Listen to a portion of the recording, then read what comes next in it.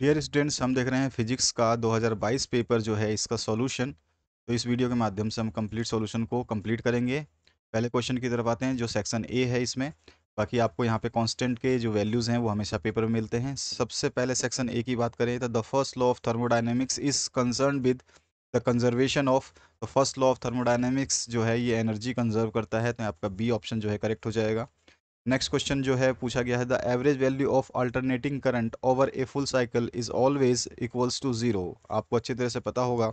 Next जो question है इसमें आपसे पूछा गया है the angle eight which maximum torque is exerted by external uniform electric field on the electric dipole is. तो यहाँ पे मैक्सिमम टॉर्क की बात हो रही है। मैक्सिमम टॉर्क किस एंगल पे मिलेगा? जब आपका फॉर्मूला आपको अच्छी तरह से पता है, ये फॉर्मूला होता है पी ई साइन थीटा, और साइन थीटा की वैल्यू जब 90 होगी तो मैक्सिमम हो जाएगा। तो यहाँ पे डी ऑप्शन जो है आपका करेक्ट हो जाएगा। The property of light which does not change when it travels from one medium to another. तो प्रॉपर्टी ऑफ लाइट जो होती है वो फ्रीक्वेंसी होती है जो वन मीडियम से अनदर मीडियम में जाने पे, ट्रेवल होने पे चेंज नहीं होती है। उसके बाद में जो है आपका क्वेश्चन 5 नंबर, इसमें पूछा गया the root mean square speed of molecules of a gas is proportional to. तो आपने पढ़ा होगा T absolute temperature of gas होता है, तो ये अंडर रूट टी के बराबर इक्वल होता है। तो यहाँ पे ए ऑप्शन जो है आपका करेक्ट हो जाएगा। इसके बाद आते हैं नेक्स्ट क्वेश्चन की तरफ। यहाँ पे पूछा गया आपसे unit of weber per metre square is equals to. तो आपको अच्छे तरह से पता है ये टेस्ला जो है इसकी यूनिट होगी। तो यहाँ पे आपका डी ऑप्शन करेक्ट हो जाएगा। इसके बाद when the Bob pump forms a vertical circular motion and the string rotates in a vertical plane, the difference in the tension in the string at horizontal position and uppermost position is। तो वो हो जाएगा आपका, जब इसको solve करोगे तो आ जाएगा 3 mg। तो यहाँ पे सी ऑप्शन जो है आपका करेक्ट हो जाएगा। इसके बाद में नेक्स्ट जो क्वेश्चन है यहाँ पर आपसे पूछा गया है a liquid rises in glass capillary tube up to a height 2.5 centimetre at a room temperature if another glass capillary tube have radius half that of the earlier tube is immersed in the same liquid, the rise of liquid in it will be। अब देखिए यहाँ पर क्या है कि आपको पहले जो हाइट दे रखी है 2.5 दे रखी है, और अनदर केस में बोल रहा है कि इस सेम को आप जो हाफ कर देंगे तो क्या आपको वैल्यू मिलेगी। तो यहाँ पर जब हाफ करेंगे तो हमारा ये इन ट्वाइस में कन्वर्ट हो जाएगा, तो हमारा जो आंसर हो जाएगा वो सी ऑप्शन हो जाएगा 5 सेंटीमीटर। इसके बाद जो नेक्स्ट क्वेश्चन है इसमें क्या पूछा गया है आपसे, ये देखिए। नेक्स्ट क्वेश्चन जो है इसमें आपसे पूछा गया है in Young's double slit experiment the two coherent sources have different amplitudes. If the ratio of maximum intensity to maximum intensity is 16:1, then the ratio of amplitudes of the two source will be। जब आप को Young's double slit वाला अगर आपने experiment कर लिया है तो आपको अच्छे तरह से याद होगा, और इसका जो हम आंसर निकालेंगे ये कितना हो जाएगा। तो यहाँ पर जब वैल्यू हम काउंट करते हैं तो ये आ जाएगा आपका 5:3। तो बी ऑप्शन जो है इसका करेक्ट हो जाएगा। इसके बाद जो नेक्स्ट क्वेश्चन है इसमें पूछा गया है 10th number the equation of a simple harmonic progressive wave travelling on a string is y equals to 8 sine, आपका ओमेगा टी वाला ही है। तो यहाँ पर 0.02 एक्स दे रखा है, -4t दे रखा है centimetre. The speed of wave is, तो आप यहाँ पे वैल्यूज पुट करेंगे तो वेव की वैल्यू निकल जाएगी आपकी 200 सेंटीमीटर पर सेकेंड। तो डी ऑप्शन जो है इसका करेक्ट हो जाएगा। इसके बाद आपके जो ये क्वेश्चंस हैं आंसर द फॉलोइंग क्वेश्चंस, तो इसको हम डिफाइन करते हैं। चलिए इसके सारे डिटेल सॉल्यूशंस देखते हैं आगे की तरफ सारे क्वेश्चंस के साथ में इनके। तो चलिए स्टार्ट करते हैं इनके अगले सॉल्यूशंस को। तो क्वेश्चन नंबर सेकंड का जो फर्स्ट पार्ट है इसका सॉल्यूशन देखते हैं। इसमें फर्स्ट पार्ट में आपसे क्या पूछा गया है, ये क्वेश्चन है आपका defined potential gradient of the potential meter wire. तो इसका आंसर हो जाएगा potential gradient can be defined as the potential difference per unit length. इसके बाद जो सेकंड पार्ट पूछा गया सेकंड क्वेश्चन का, इसको आप देखिए। इसमें पूछा गया आपसे state the formula for critical velocity in terms of Reynolds number for a flow of A fluid. तो इसका जो है क्रिटिकल वेलोसिटी वीसी से डिनोट किया जाता है या आर आपका। फिर इसके बाद में यहाँ पे ये फॉर्मूला जो है ये क्रिटिकल वेलोसिटी की हो जाएगी। इसमें आप सबको केवल आपको फॉर्मूला लिखना है, और बाकी आप डिफाइन करना चाहें तो यहाँ पर जो है वीसी क्या होता है, क्रिटिकल वेलोसिटी ऑफ फ्लूइड हो जाएगा। आरएन जो हो जाएगा रेनॉल्ड्स नंबर हो जाएगा। उसके बाद में विस्कोसिटी जो है नीट आपकी हो जाएगी कोफिशिएंट ऑफ विस्कोसिटी, और उसके बाद में डेंसिटी ऑफ फ्लूइड रो हो जाएगा, और D is the diameter of tube हो जाएगी। ठीक है, तो ये आपका जो छोटा सा इक्वेशन बनेगा, तो इस इक्वेशन को आपको क्रिटिकल वेलोसिटी को याद रखना है। इसके बाद जो नेक्स्ट पार्ट है उसकी बात करते हैं। थर्ड पार्ट में आपसे क्या पूछा गया, ये देखिए, ये थर्ड पार्ट है। इसमें पूछेगा, is it always necessary to use red light to get photoelectric effect? तो क्या ये नेसेसरी है? तो यहाँ पे आंसर आएगा no, it is not always necessary to use red light to get photoelectric effect. इसके बाद जो नेक्स्ट क्वेश्चन, इसमें आपसे क्या पूछा गया है, देखिए, write the Boolean expression for exclusive O X R और ओर गेट के लिए। ठीक है, तो यहाँ पर और गेट के लिए आपको बताना है, तो बुलियन एक्सप्रेशन इक्वल्स टू क्या हो जाएगा, Y equals to A plus B हो जाएगा, जिसमें ए डॉट बी और ए डॉट बी दोनों पे आप एक बार ए पे बार रहेगा, एक बार बी पे बार रहेगा। ठीक है, तो ये इनपुट और आउटपुट जो है आप दे सकते हैं इस तरह से। नेक्स्ट जो फिफ्थ क्वेश्चन है, इसमें पूछा गया, write the differential equation for S H M, angular S H M की बात हो रही है। तो यहाँ पर जो डिफरेंशियल इक्वेशन हो जाएगी वो d two x over d t square plus omega square into x equals to zero. तो ये इक्वेशन होगी आपकी, इसको आपको याद रखना है। इसके बाद जो नेक्स्ट क्वेश्चन है, what is the mathematical formula for third postulates of Bohr's atomic model? तो आपको मैथमेटिकल केवल फॉर्मूला लिखना है, तो E M minus E N equals to H mu हो जाएगा। तो ये आपका सॉल्यूशन हो जाएगा। इसके बाद में नेक्स्ट क्वेश्चन की तरफ जो है 7th नंबर, इसमें क्या पूछा गया, इसको देखिए। इसमें पूछा गया आपसे, to inductor coil with inductance 10 mH and 20 mH are connected in series. What is the resultant inductance of combination of the two coils? तो आपको जो है पहले L1 दे रखा है और L2 दे रखा है। ठीक है, इंडक्टेंस में आप देख सकते हैं वैल्यूज़ को, और इन वैल्यूज़ को बस आपको फॉर्मूला में डायरेक्ट डालना है। आपको सीरीज़ में दिया गया है ये। ठीक है, तो यहाँ पर सीरीज़ में आपका XL equals to XL1 plus में XL2 हो जाएगा, 10 प्लस में 20 इक्वल टू 30 mH हो जाएगा। तो ये आपका राइट आंसर हो जाएगा। इसके बाद जो नेक्स्ट क्वेश्चन है उसकी तरफ मूव करते हैं। यहाँ पर जो है आपको क्वेश्चन बोला गया है, calculate moment of inertia of uniform disc of mass 10 kg and radius 60 centimeter about an axis perpendicular to its length and passing through its center।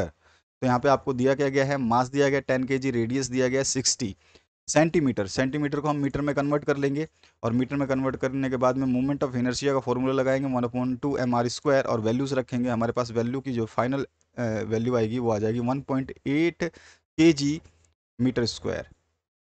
अब इसके बाद में नेक्स्ट क्वेश्चन की तरफ मूव करते हैं। सेक्शन बी आ गया है, सेक्शन बी के क्वेश्चंस को देखेंगे इसमें। तो सेक्शन बी में जो है पहला क्वेश्चन, इसमें 3rd नंबर जो पूछा गया है, define movement of inertia of A rotating rigid body, state it's SI unit and dimension also. ठीक है, तो movement of inertia of a rigid body about an axis of rotation is defined as the sum of product of each point mass and square of its perpendicular distance from the axis of rotation। और ऐसा unit होता है KG metre square, dimension हो जाएगा L2 M1 और T0। ठीक है, इसके बाद नेक्स्ट जो क्वेश्चन है, इसमें आपसे क्या पूछा गया, what are polar dielectrics and non polar dielectrics. तो पहले पोलर डाइलेक्ट्रिक्स बताना है, ठीक है, उसके बाद में नॉन पोलर बताना है। तो पहले हम पोलर की बात कर लें। तो पोलर होता है ए डाइलेक्ट्रिक मॉलिक्यूल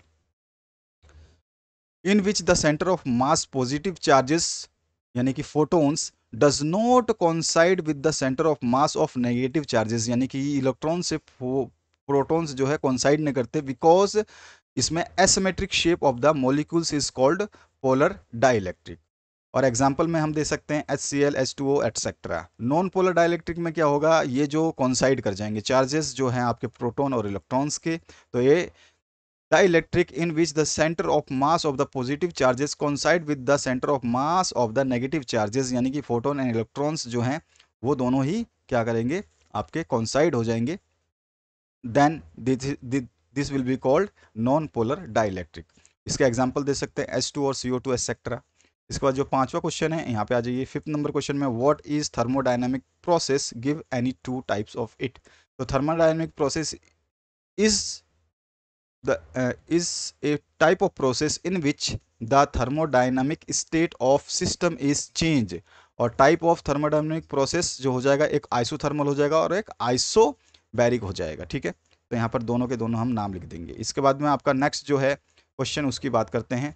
इसमें drive an expression for the radius of nth Bohr orbit of the electron in hydrogen atom. तो एक्सप्रेशन के लिए सबसे पहले आपको जो जो चीज़ें हमें पता होनी चाहिए वो पता हो जाएंगी। तो हम मान लेते हैं जो m है मास ऑफ द इलेक्ट्रॉन है, ई चार्ज ऑफ इलेक्ट्रॉन है, rn जो radius of nth Bohr orbit है, और vn जो है linear velocity of electron nth orbit का है, z जो है number of electrons in atom हो जाएगा, और n जो है प्रिंसिपल क्वांटम नंबर हो जाएगा।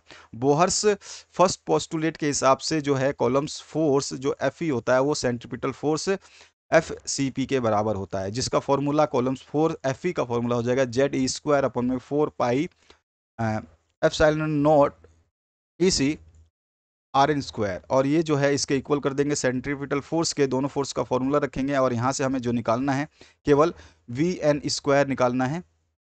तो यहाँ से फर्स्ट इक्वेशन हमारे पास प्राप्त हो जाएगी। फर्स्ट इक्वेशन के बाद में सेकंड पोस्टुलेट को हम यूज़ करेंगे। यहाँ पे हमने फर्स्ट पोस्टुलेट यूज़ किया था बोअर्स का। अब इसके बाद में सेकंड पोस्टुलेट यूज़ करेंगे। सेकंड पोस्टुलेट में जो है हमारा इक्वेशन कुछ इस तरह से बनेगा। इस इक्वेशन को जब हम सॉल्व करेंगे तो हमारे पास दूसरी इक्वेशन जो है स्क्वायरिंग करने के बाद में मिल जाएगी। अब जब इस स्क्वायरिंग कर लेंगे तो हम क्या करेंगे, from equation and first and second जो हम कंपेयर कर लेंगे, क्योंकि यहाँ पर दोनों वैल्यूज़ क्या है VN², और फिर ये भी वैल्यू जो है VN² की है। अब दोनों को कंपेयर कर लेंगे, दोनों कंपेयर करने के बाद में जो हमारे पास वैल्यू आ जाएगी वही होगी nth ऑर्बिट की जो है रेडियस। तो यही हमारे पास जो है लास्ट ऑप्शन आएगा। तो इस तरह से आप इसको एक बार जस्ट चेक कर लेना। इसके बाद जो नेक्स्ट पार्ट है उसकी बात करते हैं। What are harmonics and overtones. 2 points आपको बतानी है इसके बारे में। तो सबसे पहला, the lowest allowed frequency of vibration of a bounded medium and all its integral multiples called harmonics। ठीक है। देन सेकंड जो है इसमें हम लिख सकते हैं द हार्मोनिक्स में और may not be present in the second in the sound so produced. जरूरी नहीं है, मे हो सकता है, मे नोट भी हो सकता है। उसके बाद में जो है थर्ड पॉइंट हम लिख सकते हैं higher allowed frequencies of vibration above the fundamental are called overtones. And fourth जो है overtones are only those multiples of fundamental frequencies which are actually present in a given sound. इसके बाद जो next question है आपका 8 number, आपको difference बताना है पोटेंशियोमीटर एंड वोल्ट मीटर में। तो आप आसानी से इस डिफरेंस को टेबुलर फॉर्म में बना सकते हैं। यहाँ पे टेबुलर फॉर्म में पोटेंशियोमीटर और वोल्ट मीटर लिखा हो गया है। इसमें जो है रेजिस्टेंस इनफाइनाइट होता है, और जो इसमें रेजिस्टेंस हाई होता है लेकिन फाइनाइट होता है। और यहाँ पर जो है करंट फ्लो जो होता है वो सोर्स ऑफ EMF से जो है ये ड्रॉ होता है। ठीक है, मतलब डज नॉट ड्रॉज, और ये ड्रॉ होता है वोल्ट मीटर में सेम EMF से। और इसकी जो है सेंसिटिविटी वो हाई होती है, इसकी लो सेंसिटिविटी होती है। और ये आपका पोर्टेबल नहीं होता है, ये पोर्टेबल होता है। इस तरह से आप डिफरेंसेस बता सकते हैं। इसके बाद में 9th क्वेश्चन देखिए, what are mechanical equilibrium and thermal equilibrium. Mechanical equilibrium को आपको डिफाइन कर देना है, जो यहाँ पे डेफिनेशन लिखी है, और थर्मल इक्विलिब्रियम को आपको डिफाइन कर देना है। दोनों डेफिनेशंस यहाँ पे लिखी हुई है, आप आराम से इसको पढ़ सकते हैं। 10th क्वेश्चन की बात करें तो आपसे पूछा गया है an electron is in a atom is revolving around the nucleus in a circular orbit of radius 5.3 into 10 to the power minus 11 metre with a speed जो दे रखा है 3 into 10 to the power 6 metre पर second. Find the angular movement of electron. आपको R दे रखा है और V दे रखा है, कोई दिक्कत ही नहीं होगी। जब एंगुलर मूवमेंट होता है तो MVR होता है, आप सारी वैल्यूज रखेंगे, एंगुलर मोमेंटम जो है आपका निकल जाएगा। इसके बाद जो नेक्स्ट क्वेश्चन है यहाँ पर आपसे पूछा गया plane wavefront of light of wavelength आपको 600 angstrom is incident on two slits of a screen or perpendicular to the direction of light rays. If the total separation of 10 bright fringes on a screen 2 meter away is 2 centimeter, find the distance between the slit. आपको D find out करना है। तो आपको simply क्या करना है कि आपको जो जो गिवन है वो लिख लेंगे आप। ठीक है, उसके बाद में डिस्टेंस बिटवीन द 10 फ्रिंजेस दे रखा है, उसको मीटर में कन्वर्ट करेंगे। फ्रिंज विड्थ जो है उसको दे रखा है, आप उसको मीटर में कन्वर्ट करेंगे। हमें फाइंड करना है distance between two slits, D को फाइंड आउट करना है। फॉर्मूला हमारे पास W = लैम्डा D अपॉन में D होता है। बस यहाँ पे सारी वैल्यूज रखेंगे, हमारे पास 6 × 10⁻⁴ मीटर जो है इसका आंसर आ जाएगा स्लिट का। इसके बाद जो नेक्स्ट क्वेश्चन है उसकी बात करते हैं। यहाँ पर जो है आपसे पूछा गया 8 droplets of water each of radius 0.2 mm coalesces into single drop, find the decrease in the surface area। तो यहाँ पर जो है आपको आर दे रखा है, आर को आप नोट कर लेंगे। उसके बाद में capital R be the radius of the drop मान लेते हैं, ठीक है। ड्रॉपलेट्स का रेडियस स्मॉल आर और ड्रॉप का रेडियस जो है आर मान लेते हैं। अब यहाँ पर हमारा फॉर्मूला जो है 4/3 पाई आर क्यूब। अब यहाँ पर जो है 4/3 पाई आर क्यूब को यूज़ करेंगे as a volume of constant है ये, तो आर क्यूब हम यहाँ से निकाल लेंगे। तो आर क्यूब की वैल्यू जो है निकल जाएगी, यहाँ से पाई कैंसिल आउट हो जाएगा, तो इस तरह से हमारे पास आर क्यूब बचेगा। और 4/3 भी कैंसिल आउट हो जाएगा, तो हमारे पास r cube equals to 8 into r cube बचेगा। अब आर इक्वल्स टू 2r हो जाएगा, क्योंकि टेकिंग क्यूब बोथ साइड ले लेते हैं, दोनों साइड क्यूब करेंगे तो क्यूब वाली चीज़ें हट जाएंगी। तो आर की जो वैल्यू आ जाएगी वो कुछ इस तरह से हमारे पास 0.4 इंटू 10⁻³ आ जाएगी। अब decrease in the surface area जो होगा वो area of 8 droplets minus surface area of drop. अब हम सारी वैल्यूज़ को पुट आउट कर देंगे यहाँ पर, और जब वैल्यू निकालेंगे डिक्रीज इन सरफेस निकल जाएगा वो आपका 2.0096 इंटू 10⁻⁶मीटर स्क्वायर। इसके बाद जो नेक्स्ट क्वेश्चन है उसकी बात करें, यहाँ पर 13 नंबर देखिए। A 0.1 H inductor, a 25 into 10⁻⁶ farad capacitor and a 15 ohm resistor are connected in series to a 120 volt 50 hertz AC source. Calculate the resonant frequency. Resonant frequency का फॉर्मूला आपको 2π√LC वाला यूज़ करना है इसमें। तो आपको given क्या है, L गिवन है, ठीक है, और फ्रीक्वेंसी आपको फाइंड आउट करनी है। कैपेसिटेंस दिया हुआ है। रेजोनेंट फ्रीक्वेंसी का देखिए ये फॉर्मूला रहा, इस फॉर्मूले में डायरेक्ट आपको वैल्यूज़ डालनी है, और रेजोनेंट फ्रीक्वेंसी जो है 100.65 हर्ट्स जो है आपको निकल जाएगी। तो ये आपका जो है फाइनल आंसर आ जाएगा। इसके बाद जो नेक्स्ट क्वेश्चन है उसकी तरफ मूव करें अगर हम, तो देखिए यहाँ पर क्या पूछा गया है। The difference between the two molar specific heats of a gas is 9000 joule पर kg Kelvin if the ratio of the two specific heat is 1.5. Calculate the two molar specific heats. आपका CV वाला जो है यहाँ पर calculation होगा। तो यहाँ पे आपको CP माइनस CV जो है दे रखा है, स्पेसिफिक हीट का जो है डिफरेंस, ठीक है। इसके बाद में आपको रेशियो दे रखा है CP/CV 1.5 जो आपको क्वेश्चन में दिया गया है। और CP जो है आप ले सकते हैं इसको सीधा सीधा इसी इक्वेशन से, कि आपका CP जो है क्या निकल जाएगा, वो निकल जाएगा 1.5 इंटू CV, ठीक है। अब हमारे को पता है कि इस फॉर्मूले में अगर हम CV को उस पॉइंट को रख देंगे, CP की जगह CV को इस वैल्यू को, तो ये हमारे इसके इक्वल आ जाएगा, V इक्वल्स टू आ जाएगा ये वाला। अब CP माइनस CV जो है 900 है, इसमें फिर से आप वैल्यूज़ को पुट आउट करेंगे, क्योंकि यहाँ पे हमने 18,000 निकाल लिया जूल पर kg केल्विन।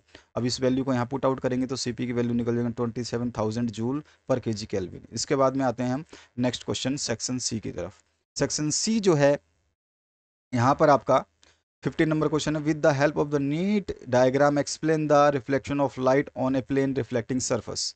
तो आपको सिंपली ये डायग्राम जो है रिफ्लेक्टिंग सरफेस का, प्लेन सरफेस का जो है आपको बना देना है, जिसमें बहुत सारे आपके इंसिडेंट रेज और जो आपका रिफ्लेक्टेड रेज को शो करना होता है। बहुत ही सावधानी से इस डायग्राम को बनाना होता है। क्लास डिटेल में आपको मैंने पहले भी बताया था, अगर आप लोग स्टार्टिंग से पढ़ रहे हैं तो इंसिडेंट वेव फ्रंट कौन सी होगी, रिफ्लेक्टेड वेव फ्रंट कौन सी होगी, कैसे ये एंगल्स काउंट किए जाएंगे और कैसे इस डायग्राम को ड्रॉ किया जाएगा। उसके बाद में हम इसके प्लेन के जो भी चीज़ें हैं उन सभी चीज़ों को यहाँ पे नोट डाउन करेंगे, कौन चीज़ क्या है, क्या शो करती है, ये सारी चीज़ें बता करके पॉइंट आउट कर देंगे, ताकि एग्जामिनर जो है इसमें, क्योंकि बड़े क्वेश्चन हैं इनमें मार्क्स इसी तरह से मिलते हैं, सारी चीज़ों का हमें बताना होगा।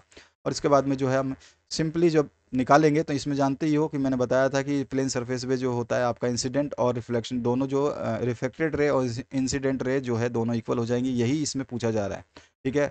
तो यहाँ पर जो है हम सारी चीज़ें डिटेल कंक्लूड कर देंगे, और फिर हमारा जो इक्वेशन निकल जाएगा वो सिंपली निकाल करके हम corresponding angles of congruent triangle करके, क्योंकि मैथमेटिक्स थोड़ा सा यहाँ पे यूज़ होगा, आप जानते हैं फिजिक्स और मैथमेटिक्स कंबाइन ही चलता है, तो यहाँ पे 90 - I हो जाएगा, ये 90 - R हो जाएगा, 90 to 90 कैंसिल आउट हो जाएगा, -I और -R, I minus minus cancel हो जाएगा, I इक्वल्स टू R आ जाएगा।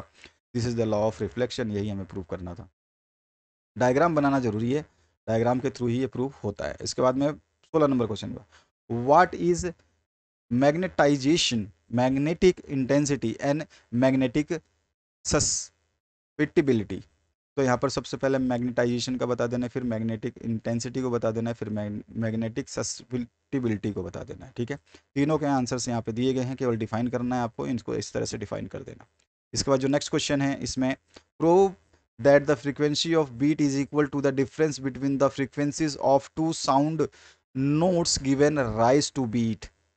तो यहाँ पर जो है आपको प्रूव करना है frequency beat is equal to difference between the frequency of two sounds notes given rise to beats. तो यहाँ पे कंसीडर कर लेंगे two sides of wave, same amplitude a के लिए और स्लाइटली डिफरेंट फ्रीक्वेंसीज जो होंगी, क्योंकि दो साउंड्स हैं तो उनकी बीट्स के लिए जो है फ्रीक्वेंसी हम अलग अलग ले लेंगे, N1 और N2। इसके बाद में हम एज्यूम कर लेते हैं कि जो है ये at a point of medium X पे पहुंचा होगा और displacement due to each wave at any instant of time is given by y equals to A sine. आपको पता ही है कि 2 pi n1t minus X by lambda 1, and वही वैसा ही इक्वेशन नंबर जो 2 बनेगा y2 का वो ऐसा ही बनेगा, बस यहाँ पे 2 2 हो जाएगा, यहाँ पे 1 1 था। एज्यूम कर लेंगे कि जो लिस्नर है एट x इक्वल्स टू 0 पे है, तो यहाँ पर हम फाइंड आउट कर देंगे x को हम क्या कर लेंगे यहाँ पे 0 कर देंगे, तो हमारे पास दो इक्वेशन इस तरह से आ जाएगी। According to the principle of superposition of wave y equals to y1 plus y2 होता है, तो दोनों को कंबाइन कर लेंगे, इसको सॉल्यूशन में डालेंगे और इसको जब हम कंबाइन करते हुए सॉल्व करेंगे तो y equals to a sine 2 pi nt जो है आ जाएगा। यही आपका जो है मेन सॉल्यूशन था जिसको हमें निकालना था। फिर उसके बाद में जो है हम इसको थोड़ा सा और इसको सेग्रीगेट करेंगे, क्योंकि ये इक्वेशन जो है ये progressive wave with frequency and amplitude a के लिए है। फॉर मैक्सिमम एम्पलीट्यूड के लिए क्या होता है, प्लस माइनस 2a होता है, अगर मिनिमम होगा तो माइनस में चला जाएगा और मैक्सिमम होगा तो प्लस में चला जाएगा। फिर इसके बाद में हम इसको फिर से हमारे फॉर्मूलेस को यूज़ करेंगे, जो हमारा ये वाला फॉर्मूला था इसको हम इक्वेट करेंगे इसके, और इसके इक्वेट करने के बाद में जो है हम इसको जो है, क्योंकि पॉजिटिव लेना पड़ेगा तो पॉजिटिव ले लेंगे इसका, तो पॉजिटिव हमने ले लिया और उसके बाद में जब हम निकालेंगे तो यहाँ पे आ जाएगा फ्रीक्वेंसी ऑफ बीट 1/2 n-2। ठीक है, इस तरह से आपका डेरिवेशन होगा।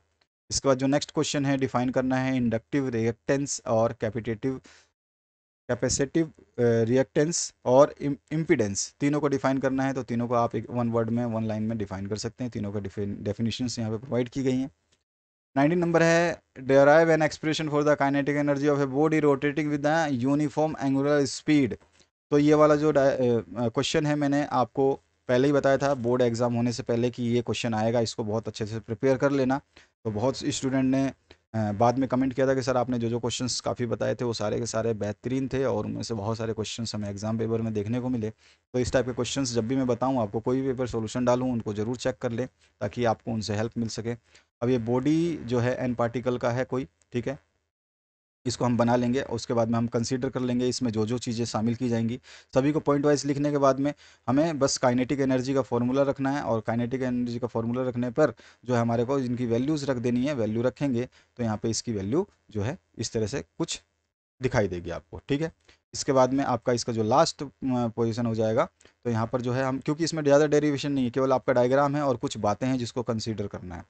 इसके बाद में जो है आपको फाइनल में जो है रोटेशनल जो काइनेटिक एनर्जी निकल जाएगी वो 1/2 I ओमेगा स्क्वायर। ठीक है, इसके बाद में नेक्स्ट क्वेश्चन की तरफ मूव करें तो हमारा 20वां जो क्वेश्चन है drive an expression for EMF निकालना है generated in a conductor of length जो दे रखा है L दे रखा है, और moving in uniform magnetic field जो है B दे रखा है, विद यूनिफॉर्म वेलोसिटी V दे रखी है along with the x axis है।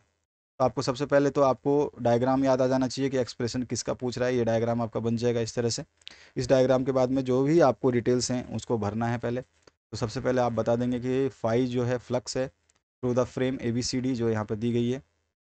ठीक है, इसके बाद में magnitude of induced EMF can be written as, आप जानते हैं इक्वल्स टू माइनस d∅/dt हो जाएगा, और यहाँ पर सारी वैल्यूज़ को रखेंगे इक्वल्स टू माइनस B/L निकल जाएगा। इसके बाद में यही जो हम इस फॉर्मूले को जो हम लिखेंगे, अब इसमें भी आपका ज़्यादा नहीं है, केवल आपको डायग्राम, कई जगह तो डायग्राम, बहुत सिंपल क्वेश्चन पेपर इस बार बनाया गया था।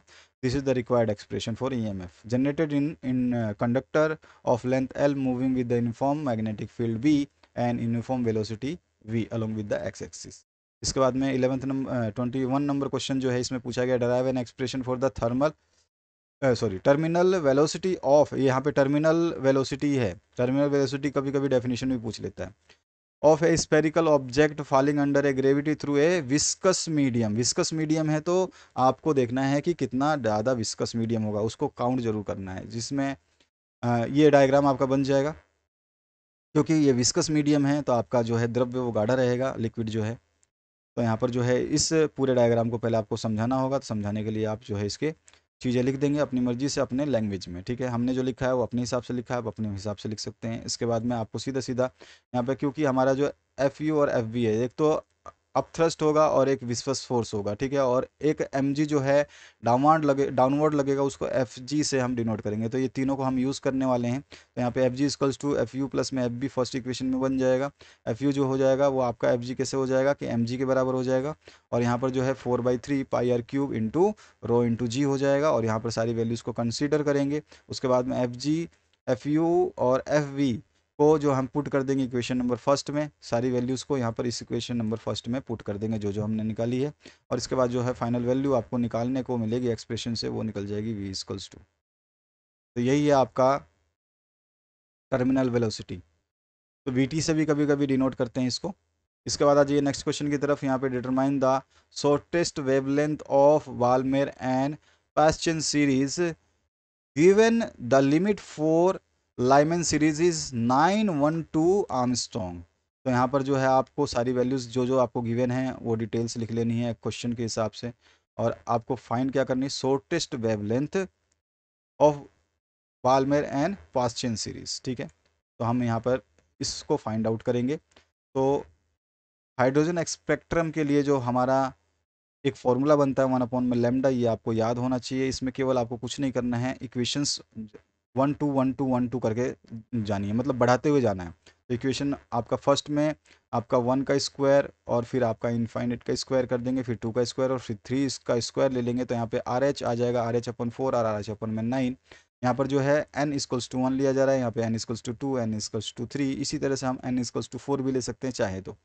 फिर डिवाइड कर देंगे इक्वेशन को 1 इक्वेशन को 2 से, और हमारे को जो मिल जाएगा वो मिल जाएगा आपको, ये इक्वल हो जाएगा 4 के, और इसको जब हम मल्टीप्लाई करेंगे तो 912 दे ही रखा है हमारे को क्वेश्चन में। तो हमारे को 912 इसको पुट आउट करेंगे, वैल्यू आ जाएगा 3648 आर्मस्ट्रॉन्ग। डिवाइड कर देंगे फर्स्ट इक्वेशन को आप थर्ड से करेंगे, तो हमारे पास फिर ये इक्वल्स टू 9 आ जाएगा। फिर हम वैल्यू रखेंगे 912 की, और यहाँ पे वैल्यू जो हमारे को मिल जाएगी 8208 आर्मस्ट्रॉन्ग। इसके बाद जो नेक्स्ट क्वेश्चन है, इसमें calculate the value of magnetic field at A distance of 3 centimetre from a very long straight wire carrying a current of 6 ampere. यहाँ पर x दे रखा है आपको सेंटीमीटर में, मीटर में कन्वर्ट करेंगे, आपको करंट दे रखा है 6 एम्पियर, ठीक है। आपको निकालना क्या है, मैग्नेटिक फील्ड b की वैल्यू निकालनी है। तो हमें क्या करना है, b का फॉर्मूला आपको निकाल देना है सीधा सीधा। बी का फॉर्मूला आपको आता ही है, इसमें सारी वैल्यू सब्सटीट्यूट करेंगे, 4 × 10⁻⁻5 टेस्ला जो है इसकी वैल्यू आ जाएगी। इसके बाद में नेक्स्ट जो क्वेश्चन है, इसमें पूछा गया है parallel plate capacitor filled with the air has an area of 6 centimetre square and plate separation of 3 mm, calculate its capacitance. A दे रखा है आपको, ए इज़ द एरिया, और दैट इज ऑल्सो इन, फिर सेंटीमीटर स्क्वायर में दे रखा है, again we convert it into metre square. then a diameter is in mm, it also be converted into meter, and then we will find the capacitance c। तो हमें c को find out करना है। तो फॉर्मूला हमारा c का आ जाएगा, उसमें सारी वैल्यूज़ जो भी है हमारे पास इनको रख देंगे। कांस्टेंट की वैल्यू क्वेश्चन पेपर के ऊपर दिया रहता है, वहाँ से आप ले सकते हैं। c की वैल्यू निकल जाएगी 1.7। इसके बाद में पिको फैरेड। इसके बाद में नेक्स्ट जो क्वेश्चन है आपका 25, an EMF of 91 millivolt is induced in the windings of a coil when the current in a nearby coil is increasing at the rate of 1.3 ampere per second. What is the mutual inductance of two coils in mh? सबसे पहले ई आपको दे रखा है, electron जो है MV में milli volt में दे रखा है, तो इसकी जो है ईएमएफ, इलेक्ट्रॉन बोल रहा हूँ, ईएमएफ को हमने छोटे ई से डिनोट कर दिया। ये हमारे को दे रखा है 91 मिली वोल्ट, और इसको जो हम मिली वोल्ट से वोल्ट में कन्वर्ट करेंगे तो 10⁻³ से जो है इसको मल्टीप्लाई कर देंगे। और आपको फिर से आपको जो वैल्यू देखिए यहाँ पर क्या दे रखा है, ये the current in the nearby coil is increasing at the rate दे रखी है 1.3 एम्पियर पर सेकेंड, ठीक है, पर सेकेंड में दे रखे, तो di/dt हो जाएगा 1.3 एम्पियर पर सेकेंड। आपको निकालना क्या है, इंडक्टेंस m को फाइंड आउट करना है। तो हमारे पास फॉर्मूला जो है, उस फॉर्मूले में डायरेक्ट इसकी वैल्यूज़ को सारे को पुट आउट कर देंगे। वैल्यूज़ केवल फॉर्मूले बहुत इंपॉर्टेंट होते हैं, उनको थोड़ा सा ज़रूर ध्यान रखना, आपको अभी से प्रैक्टिस कर लेनी सारे फॉर्मूलों को याद करने की। तो हमारे पास जो है ये 70 m जो है हमारा इंडक्टेंस, वो आ जाएगा 70। इसके बाद में आपका 26 नंबर क्वेश्चन जो है, two cells of EMF 4 volt and 2 volt having respective internal resistance of 1 ohm and 2 ohm. Internal resistance respectively 4 का 1 और 2 का 2 दे रखा है, कनेक्टेड इन पैरेलल दे रखा है, so as to send current in the same direction through external resistance of 5 ohm, find the current through the external resistance. तो यहाँ पे गिवन है E one equals to 4 volt, E two equals to 2 volt, ठीक है, आपको देख यहाँ पे दिया ही जा रहा है ईएमएफ, ठीक है। इसके बाद में आपको R1 जो दे रखा है, कितना दे रखा है, resistance of 1 is 1 ohm and resistance of second is 2 ohm, and the total external resistance जो डायरेक्शन के लिए दिया जा रहा है वो 5 ओम। हमें फाइंड आउट क्या करना है, external resistance, current find out करना है एक्सटर्नल रेजिस्टेंस के थ्रू जो पास हो रहा है, तो आई को हमें फाइंड आउट करना है। तो ये देखिए इस तरह का ये डायग्राम बनेगा। अगर आपको डायग्राम बनाना नहीं आता है तो कम से कम डायग्राम बनाना अभी से प्रैक्टिस करिए, अपने सर से डाउट क्लियर कराइए, अपने स्कूल में इन सभी चीज़ों को कंपेयर करिए कि आपने कितना सीखा है, और इस टाइप के डायग्राम से आप ये डायग्राम बना सकते हैं। कन्वर्जन आना चाहिए ताकि आपको कोई भी दे। इसमें इक्विवेलेंट ले लेंगे, इस डायग्राम को हम इक्विवेलेंट जो है इसके बना लेंगे। इक्विवेलेंट जब इंटरनल रेजिस्टेंस जो हमारा कौन से कॉम्बिनेशन में है, ये पैरेलल कॉम्बिनेशन में है या सीरीज़ में है, ये देख लेते हैं। अभी जो क्वेश्चन था ये पैरेलल में है, ठीक है, तो हम पैरेलल में ही जा रहे हैं, ये सारे पैरेलल में कनेक्टेड हैं। तो यहाँ पे आर इक्विवेलेंट जो हो जाएगा R1 इंटू R2 अपन में R1 प्लस में R2, आर इक्विवेलेंट हो जाएगा तो 1 इंटू 2 अपॉन में 1 प्लस 2 और 2/3 ओम हो जाएगा। इक्विवेलेंट ईएमएफ ऑफ सेल निकालेंगे तो E1 अपॉन में R1, E2 अपॉन में R2 इंटू आर इक्विवेलेंट हो जाएगा। हम इसमें वैल्यूज़ को पुट आउट करेंगे, पुट आउट करते ही हमारे पास जो है 10/3 वोल्ट निकल जाएगा इक्विवेलेंट ईएमएफ। उसके बाद हम पोटेंशियल डिफरेंस को अक्रॉस 5 ओम रजिस्टर जो है हम निकालेंगे, तो इक्वल्स टू आर अपॉन में आर प्लस में R equivalent into E equivalent जो है आपको इनकी सारी की वैल्यू इसमें पुट आउट करनी है। पुट आउट करोगे तो आपको जो है यहाँ से आई की वैल्यू निकल जाएगी, क्योंकि आपका आई जो है वो हो जाता है ई अपॉन में आर। आप ई निकाल लोगे, आर आपको गिवन ही है, तो सिंपली है ई कितना आ रहा है आपका, ये आ रहा है 50/17। तो 50/17, आर हमारे पास 5 ओम था, 5 अपॉन में किया, इसको हमने सॉल्व किया तो ये आ जाएगा 0.588 एम्पियर। सेक्शन डी में आ चुके हैं। सेक्शन डी में जो है हमारे क्वेश्चंस हैं, drive an expression for a pressure exerted by A gas on the basis of A kinetic theory of gases. तो इस तरह का आपका क्यूबिक बॉक्स बन जाएगा इसका एक्सप्रेशन निकालने की, क्योंकि प्रेशर एक्सर्ट करना है इसमें, ठीक है, एक्स वाई जेड एक्सिस के साथ में बन जाएगा। इसमें हमारा जो हमने लेंथ ले लिया वो एल ले लिया साइड्स की, और इसके जो डिटेल्स हैं वो हम लिख देंगे पॉइंट वाइज पहले तो, और इसमें जो जो चीज़ें हम यहाँ पे जब सब कुछ लिखेंगे तो यहाँ पे डेल पी एक्स जो final momentum minus initial momentum निकल जाएगा। फाइनल मोमेंटम जो है माइनस वी एक्स हो जाएगा और इनिशियल मोमेंटम जो है माइनस वी एक्स हो जाएगा, तो ये आ जाएगा हमारे पास माइनस एम वी एक्स, ठीक है। और इसके बाद में जो time for the molecule travel shaded wall, जो शेडेड वॉल है इससे ट्रेवल करेगा, तो ये हम निकालेंगे डेल टी 2L अपॉन में वी एक्स। उसके बाद में average force exerted on the shaded wall by molecule 1, तो एवरेज फोर्स जो निकालेंगे वो हो जाएगा average rate of change of momentum. यहाँ पे सारी वैल्यूज़ को पुट आउट करेंगे तो हमारे पास जो है यहाँ पर फिर से कंसीडर कर लेंगे कि मॉलिक्यूल, देन अगर हम मॉलिक्यूल को कंसीडर करते हैं तो total average force exerted on shaded wall will be total average force, और टोटल एवरेज फोर्स जो हो जाएगा वो एम अपॉन में एल, और जो वैल्यू निकाली थी ऊपर उसको हम यहाँ पे डाल देंगे। यहाँ पे क्योंकि V1x जो है फिर V2x हो जाएगा, फिर V3x हो जाएगा, इस सभी के स्क्वायर करते जाएंगे तो ये इक्वेशन बन जाएगी। एवरेज प्रेशर जो होता है एवरेज फोर्स अपॉन में एरिया ऑफ शेडेड वॉल हो जाएगा।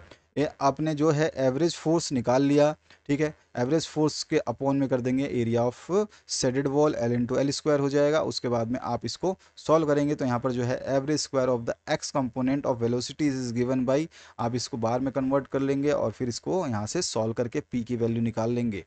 और यहाँ पर जो है L into V L square, जो कि एल इंटू एल होता है, जो वॉल्यूम के इक्वल होता है, तो ये वॉल्यूम के इक्वल है, इसलिए हमने इसको चेंज कर दिया वी से, ठीक है। अब इस तरह से जब हमने चेंज कर दिया तो हमारे पास कोई वैल्यू ऐसी बची नहीं जो नहीं आ पाएगी। बाई सिमेट्री से हम इसको निकाल लेंगे, और सिमेट्री से निकालेंगे तो हमारे पास एवरेज प्रेशर जो P इक्वल्स टू 1 अपॉन में N अपॉन में V एम वी स्क्वायर आ जाएगा। इसके बाद में 28 नंबर जो क्वेश्चन है, व्हाट इज रेक्टिफायर, ठीक है, कभी कभी हाफ वेव रेक्टिफायर पूछेगा, कभी फुल वेव रेक्टिफायर पूछेगा, उसको थोड़ा सा ध्यान रखना। इस बार हाफ वेव पूछा है तो हाफ वेव बताएंगे, नेक्स्ट टाइम फुल वेव पूछ सकता है या दूसरा क्वेश्चन पूछ सकता है इसी सीरीज से। तो बहुत सारे इंपॉर्टेंट क्वेश्चन हैं, समय आने पर उसको कराया जाएगा। तो यहाँ पर पूछा गया है what is rectifier With the help of neat diagram, circuit diagram, explain the working of half wave rectifier। तो ये रेक्टिफायर तो आपको पता ही है, इस तरह का आपका कॉइल होती है, इसके बीच में जो है आपका पास होता है, यहाँ पर वी इन होता है, यहाँ पे आर एल होता है, यहाँ पे वी आउट होता है। इस तरह का circuit diagram half wave rectifier का बनेगा। अल्टरनेटिव करंट जो है इधर से आएगा। अब यहाँ पर जो देखिए, इसमें हमारे को केवल इस डायग्राम को समझा देना है और इसका जो है वेव फॉर्म भी हमें बना देना है, और कुछ नहीं है इसमें वर्किंग ऑफ में। तो यहाँ पर जो है फर्स्ट, सेकंड और थर्ड और फोर्थ पॉइंट में आपको समझा देना है। मैंने बहुत सारे वीडियोस बनाए हैं इसके ऊपर, आप उनको चेक कर सकते हैं। उसके बाद में आप इसका जो है वोल्टेज इनपुट और आउटपुट पे टाइम इन वोल्टेज और टाइम ग्राफ जो इनपुट और आउटपुट में जो बनेगा हाफ वेव रेक्टिफायर का, इसको ज़रूर बनाएंगे ताकि आपको जो है पूरे के पूरे मार्क्स मिल सके। इसके बाद जो नेक्स्ट क्वेश्चन है, इसमें draw neat label diagram of a suspended coil type moving coil galvanometer. को ड्रॉ करना है neat label diagram of a suspended coil type moving coil galvanometer, बस। ठीक है, तो यहाँ पर देखिए, ये तो डायग्राम बनाना है। अब यहाँ पर इसने न्यूमेरिकल भी दिया गया है, तो देखिए यहाँ पे क्या बोला है। The initial pressure and volume of gas enclose in a cylinder are 2 × 10⁵ newton per metre square and 6 × 10⁻³ metre cube respectively. If work done in compressing the gas at constant pressure is 150 joule, find the final volume of the gas। तो आपको सबसे पहले तो diagram बनाना है, कुछ इस तरह का आपका डायग्राम बन जाएगा, जो कि suspended coil of moving galvanometer का। तो ये डायग्राम आपको याद रखना है, नॉर्थ पोल साउथ पोल में रहेगा, इसमें बीच में ये आपका आ जाएगा। ठीक है, लोअर सस्पेंशन यहाँ दिखा देंगे, इसका डिफरेंस जो है वो डी दिखा देंगे। आयरन कोर, ये सारा का सारा आयरन कोर है, और इसको मूविंग कोयल के पूरे कोयल को हम मूविंग कोयल बोलेंगे। अपर सस्पेंशन में मिरर लगा रहेगा। तो ये हो जाएगा डायग्राम। अब इसके बाद में हमारे को जो क्वेश्चन में दिया गया है, पी की वैल्यू दी गई है, वी की वैल्यू दी गई है, और डी डब्ल्यू भी दे रखा है। ठीक है, 150 जूल वहाँ पे दे रखा है। तो वी टू हमें फाइंड आउट करना है। Formula D W equals to P V two minus V one होता है। यहाँ पे सारी वैल्यूज़ को पुट आउट करेंगे, वी टू को हमें निकालना है। बस वी टू को एक साइड में ले जाएंगे, सारी वैल्यूज़ को इस तरफ लाएंगे, तो हमारा जो है सोल्यूशन आ जाएगा V two equals to 5.25 into 10⁻³ metre cube. तो ये जो सोल्यूशन आपने देखा, तो ये तो हुआ आपका इसका। अब आते हैं हम नेक्स्ट क्वेश्चन की तरफ। 30 नंबर जो क्वेश्चन है, इसमें आपसे पूछा क्या गया है, ये देखिए। Define seconds pendulum. ठीक है, सबसे पहले तो आपको डिफाइन करना है। और drive formula for the length of second pendulum. बहुत इजी क्वेश्चन था, अच्छा था, सभी ने प्रैक्टिस किया होगा। इसके साथ में एक न्यूमेरिकल दिया, a particle performing linear simple harmonic motion has maximum velocity SHM जो दे रखी है 25 centimetre per second and maximum acceleration 100 centimetre per square per centimetre, हाँ, centimetre per second square. Find periods of oscillations. तो सबसे पहले तो हम सेकंड्स पेंडुलम को डिफाइन करते हैं। Simple pendulum whose period is 2 seconds is called second pendulum. Simple सा डेफिनेशन है। अब हमें क्या करना है, derive formula for the length of the second pendulum. तो period of a simple pendulum is given by t equals to 2πL/g under root में रहता है। बट सेकंड पेंडुलम जो है, इसमें क्या होता है, टाइम 2 सेकंड्स के लिए होती है, तो टी इक्वल्स टू 2s हो जाएगा। तो यहाँ पर जो हम इसको इक्वेट कर लेंगे 2 के, तो 2 जो है टी की वैल्यू है 2 सेकंड, तो 2 रख दिया, इसको इक्वेट किया, तो यहाँ पर 2 से 2 कैंसिल आउट हो जाएगा, तो यहाँ पे बच गया 1 equals to pi square into L/g हो जाएगा। स्क्वायर कर देंगे दोनों साइड से, तो अंडर रूट हट जाएगा, L की वैल्यू आ जाएगी g/π²। अब इसके बाद में हमारे को जो क्वेश्चन है, ये तो हमारा निकल गया लेंथ ऑफ द पेंडुलम। अब गिवन क्या है, देखिए, मैक्सिमम वेलोसिटी जो हम वी से डिनोट कर रहे हैं 25 सेंटीमीटर पर सेकेंड, और मैक्सिमम एक्सेलरेशन AM जो दे रखा है 100 सेंटीमीटर पर सेकेंड स्क्वायर। हमें फाइंड आउट करना है टी। फॉर्मूला हमें पता है VM equals to AW first हो जाएगा, और AM equals to A W बोल रहा हूँ, A ओमेगा ये फर्स्ट इक्वेशन मान लेंगे और ए एम इसको से ए ओमेगा सेकंड इक्वेशन मान लेंगे। डिवाइड कर लेंगे फर्स्ट सेकंड इक्वेशन को फर्स्ट से, तो डिवाइड करने के बाद हमारे पास कुछ इस तरह का सिनेरियो बनेगा। यहाँ से ओमेगा की वैल्यू निकालेंगे तो 100 अपर में आपका 25 हो जाएगा, जो कि हम काटेंगे तो 4 रेडियन पर सेकेंड आ जाएगा। फिर आपको टी की वैल्यू निकालनी है, तो आपको कुछ भी नहीं करना है, ओमेगा की वैल्यू आप निकाल चुके हैं। टी इक्वल्स टू 2 पाई अपन में ओमेगा होता है, 2 पाई आप रख लेंगे, अपॉन में 4 कर देंगे क्योंकि ओमेगा की वैल्यू आप ऊपर निकाल चुके हैं। अब इसके बाद में आपको करना क्या है, सिंपली जो है टी को सॉल्व कर देना है और आपकी वैल्यू जो आ जाएगी टी इक्वल्स टू 1.57 सेकेंड।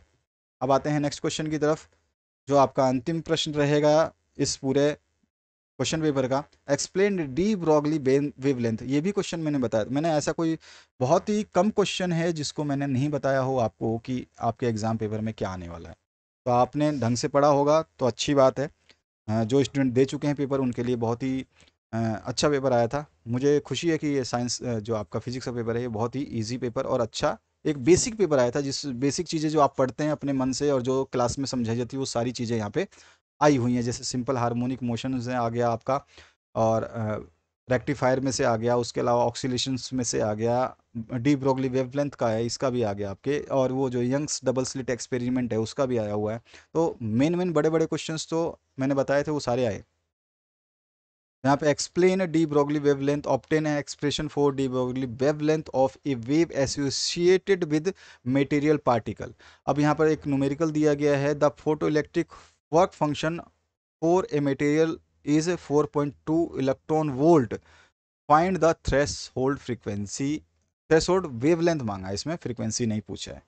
तो सबसे पहले तो डी ब्रोगली वेवलेंथ जो है इसको एक्सप्लेन कर देते हैं। तो de Broglie refer to the waves associated with material particles as matter waves. The wavelength of matter waves given by lambda. आपकी फिर से ये नॉन, जो इसको हम बोलते हैं क्या, एन अपन पी है, इसको जो हम बोलते हैं डी ब्रोगली वेवलेंथ बोलते हैं, ठीक है। अब यहाँ पर जो है हम इसका फॉर्मूला ई इक्वल्स टू आपका एच वी हो जाएगा, एच म्यू भी होता है कभी कभी बोलते हैं हम एच म्यू। तो यहाँ प्लांक्स क्वांटम थ्योरी के हिसाब से जो है वेवलेंथ को दिया गया, फ्रीक्वेंसी को फर्स्ट पार्ट मान लिया। और आइंस्टीन रिलेटेड एनर्जी पार्टिकल की मास एंड वेलोसिटी एक्सेलरेशन जो है आपका उसमें आ जाएगा E equals to M C square जो है, ठीक है ना। ये सेकंड पार्ट आ जाएगा आपका। फर्स्ट और सेकंड पार्ट से हम जो है दोनों को देखो, ये भी ई की वैल्यू है और ये भी ई की वैल्यू है। जब दोनों ही ई की वैल्यू है तो हम क्या करेंगे, दोनों ई को इक्वेट कर देंगे। तो इस पार्ट को, इक्वेशन नंबर फर्स्ट के इस पार्ट को और इस पार्ट को जो है हम इक्वेट कर देते हैं, ठीक है। इन दोनों को बराबर कर लेंगे क्योंकि दोनों ई की वैल्यू हैं, तो हमने ले लिया यहाँ पे दोनों को इक्वेट कर दिया। यहाँ से हमारे पास लैम्डा की वैल्यू निकल जाएगी, और जो है यहाँ पर p बराबर हमारे को पता होता है p equals to M C होता है, तो उससे हम कन्वर्ट करके भी बता सकते हैं। बाकी हमारा लैम्डा निकल चुका है, ज़रूरी नहीं है कि आप इसको कन्वर्ट करो। इसके बाद में आपको जो न्यूमेरिकल है उसमें आपको इलेक्ट्रॉन वोल्ट में दिया था ना, इलेक्ट्रॉन थ्रेशोल्ड फ्रीक्वेंसी निकालनी है। आपको इलेक्ट्रॉन वोल्ट में क्या दिया गया है, electric photo electric work function दिया गया। तो वर्क फंक्शन जो है 4.2 इलेक्ट्रॉन वोल्ट दे रखा है, ठीक है। इसको हम जो है इलेक्ट्रॉन वोल्ट को कन्वर्ट कर लेंगे, तो हमने कन्वर्ट किया इसको, ये रहा आपका 6.72 इंटू 10⁻⁻19। अब यहाँ से हमें निकालना है, ऐसे अपन में 5 हो जाएगा, 5 की वैल्यू हमारे पास है, तो यहाँ पर हम 5 की वैल्यू जो है निकालेंगे। तो ऐसे अपन में 5, तो सारी वैल्यूज़ जो ऊपर दे रखी हैं हमारे को 5 की वैल्यू वो रख ली है। और इसके अलावा एक आपको जो है कांस्टेंट ऐसी की वैल्यू जो दे रखी है वो तो आपको पेपर में मिल जाएगा, वहाँ से रख लेंगे। और यहाँ पे जब इसको कट आउट करेंगे या फिर कैंसिल आउट करेंगे तो आपके पास लैम्डा नॉट की वैल्यू जो आ जाएगी 2960 आर्मस्ट्रॉन्ग। तो यही जो है फाइनल आपका आंसर होगा। और इस तरह से आपने देखा इस क्वेश्चन पेपर का कंप्लीट सोल्यूशन और डिटेल्ड सोल्यूशन। तो आशा करता हूँ इस वीडियो से आप लोगों को बहुत ज़रूरी हेल्प जो है आपको मिल जाएगी। और इन क्वेश्चंस को आप ज़रूर एक बार प्रिपेयर करना, इन सब चीज़ों से सीखना ज़रूरी है आप लोगों के लिए। ट्राई करना ज़रूर इन सब चीज़ों को खुद से सॉल्व करने का। यहाँ पे मैंने आपको सॉल्व करवा दिया, और बाकी आपके सब्जेक्ट्स भी सॉल्व कराए जा रहे हैं, उसके लिए आप तैयार रहें। कभी भी वीडियो आपके लिए अपलोड किया जाएगा तो आपको नोटिफिकेशंस मिल जाएगी, अगर आप सब्सक्राइबर हैं, अगर आपने बेल आइकन दबा रखा है। Thank you very much, have a good day. और आने वाले समय में आपके लिए बहुत कुछ स्टडी मटेरियल कंप्लीट कराया जा रहा है, तो उसके लिए बने रहिए। Thank you very much, have a good day.